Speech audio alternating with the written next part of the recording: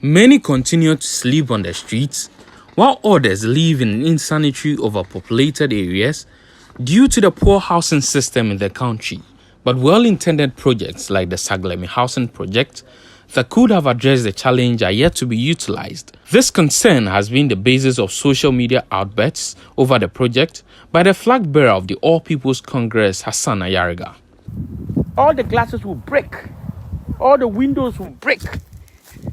Can you imagine? Look at the noise. This is our taxpayers' money. It doesn't belong to any party. It's not for NDC, it's not for MPP, it's not for APC. It's for the taxpayers. We pay taxes to build this. And we are wasting it. And we sit down and go and borrow money. And this is what we do with the money borrowed. Just for some people to make money, and then we waste it here. This is it.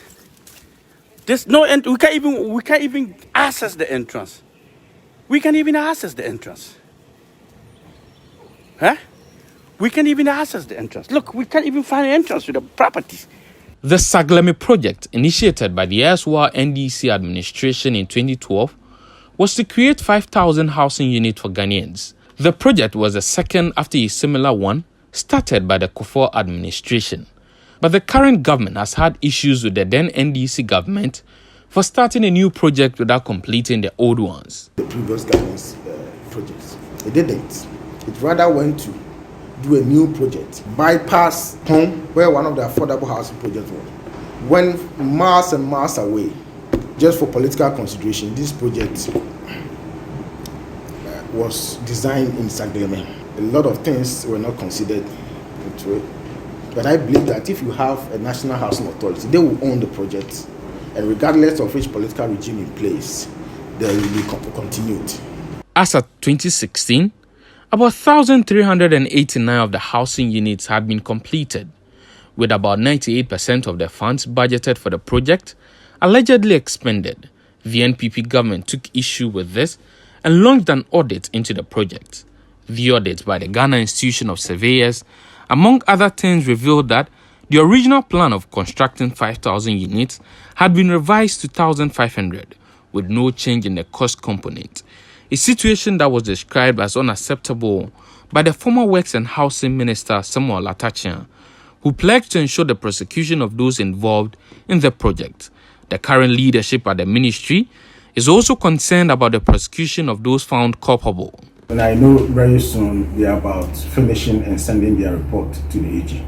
But regarding the details, I don't think this is appropriate for me to comment the details. But these are the bare facts I've presented. But the content of the report, which has been cited as reasons for the delay in the utilization, is not limited to the revision of the number of housing units. The project is alleged to be riddled with corruption issues.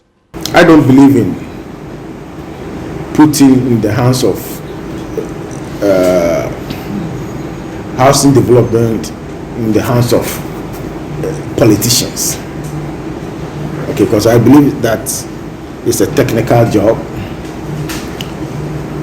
The reason why you don't put it in the hands of politicians is so that you can ensure continuity of housing program.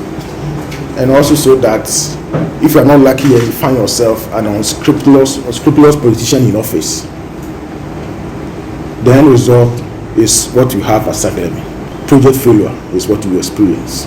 But it will not be properly thought through, and the implementation will not go well, and corruption will be the order of the day.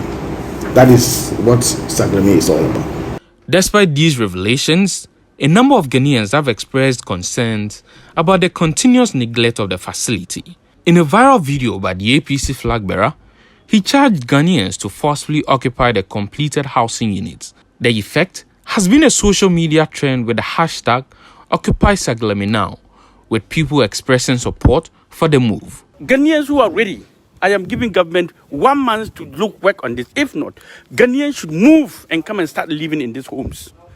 Just move and come and occupy. Just come and occupy.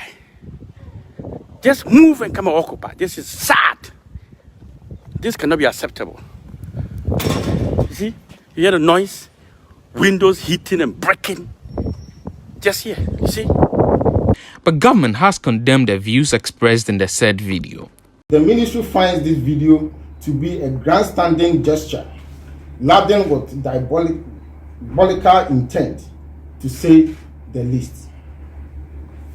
The ministry will ask the general public not to be wooed by the populist appeal by the producers of the video in question to indulge in recklessness in the name of false occupation of an incomplete development, since the absence of the primary infrastructure, it has consequence for their own health and safety.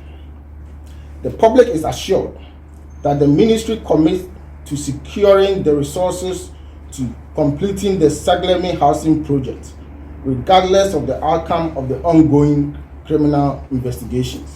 A visit to the project site reveals what looks like a well-planned community on the outside, despite the clear signs of neglect shown by the unkept nature of the site.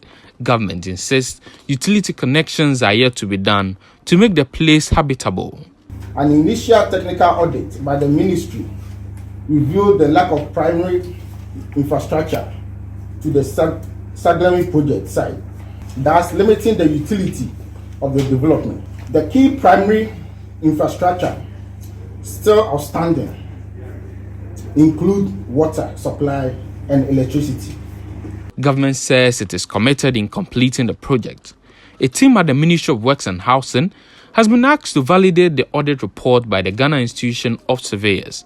Based on the report, government says it will devise strategies to raise the $32 million needed to complete the rest of the 1,500 housing units. Having understood the complexity of the issues surrounding this project, upon assumption of office as the new sector minister for Works and Housing, I directed the Architectural and Engineering Services Department, AESL, a consultancy agency under my ministry, to validate the report of the Ghana Institution of Surveyors and advise accordingly. With this new report, is it part of their terms to indicate whether or not you're going to revert to the initial 5,000 or stick to the revised 1,500? At this stage, we are looking at the 1,500.